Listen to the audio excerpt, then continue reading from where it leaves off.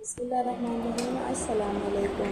आज हम आपसे शेयर कर रहे हैं सूजी से बनाए जाने वाले गुलाब जामुन। ये बहुत ही इजी तरीके से घर के ही सामान से बनते हैं। तो यहाँ हमने एक कटोरी सूजी ले ली। अब कढ़ाई में हम 2 चम्मच घी डालेंगे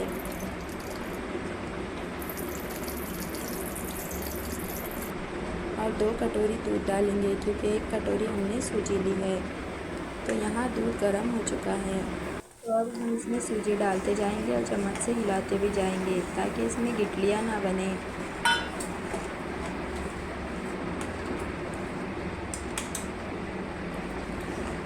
अब इसको कम फ्लेम पर रखकर हम पकाएंगे और चम्मच से इसी तरह से हिलाते जाएंगे।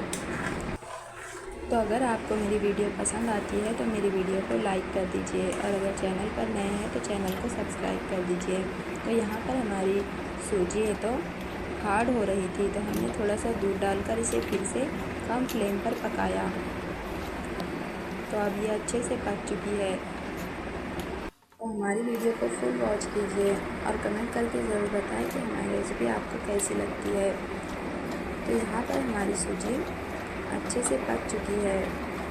याद रहे कि सूजी हमें सॉफ्ट ही रखना है, ज़्यादा हार्ड सूजी नहीं रखना है हमें, और इसके लिए हमें बारीक ही सूजी लेनी है। यहाँ पर एक प्लेट को हमने ऑयल से अच्छे से ग्रीस कर लिया था। अब हम इसमें सूजी निकालेंगे और इसको ज़्यादा नहीं, बस थोड़ा सा नॉर्मल ठंडा होने के बाद हम इसका एक डो तैयार कर लेंगे और हाथों को ऑयल से ग्रीस करके हम इसके छोटे छोटे सॉफ्ट पेड़े बना देंगे।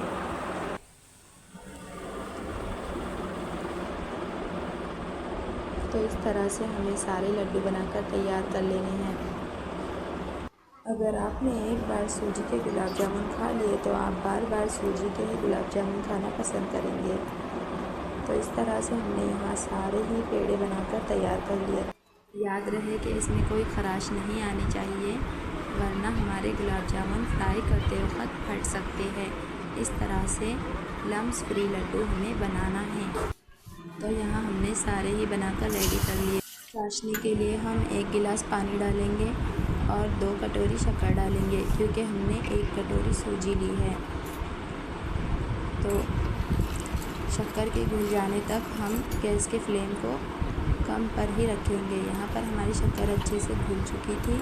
तो यहाँ पर हमने थोड़ा सा दूध डालकर इसमें जो शक्कर में जो मैल होता है उसे अलग कर लिया। ऑयल अच्छे से गर्म हो चुका था तो हमने इस तरह से एक एक करके इसमें गुलाब जामुन डाल दिए।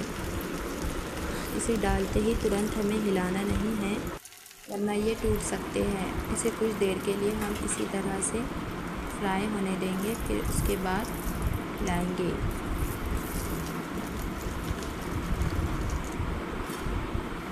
गैस की फ्लेम को हमें मीडियम ही रखना है, वरना ये ऊपर से तो पक जाएंगे लेकिन अंदर से कच्चे ही रह जाएंगे। यहाँ पर हमारा जो शक्कर की चाशनी है वो तैयार हो चुकी थी। हमने 1 चम्मच इलायची का पाउडर डाला है। तो इस तरह से हम सारे ही गुलाब जामुन इसमें से निकाल देंगे। तो यहाँ पर हमारी एक बैच तैयार हो गई थी। अब हम दूसरी बैच तैयार करेंगे। एक बार मेरी रेसिपी को ज़रूर ट्राई कीजिए और कमेंट करके ज़रूर बताएं कि आपको मेरी रेसिपी कैसी लगी। तो यहाँ पर सारे ही गुलाब जामुन बनकर रेडी हो चुके थे। तो हमने उस पर इस तरह से शक्कर की चाशनी डाल दी है। कुछ देर के बाद जब ये अच्छे से भीग चुके थे तो हम इसे आपको निकाल कर दिखाएंगे। तो ये बहुत ही सॉफ्ट और रसीले बने थे।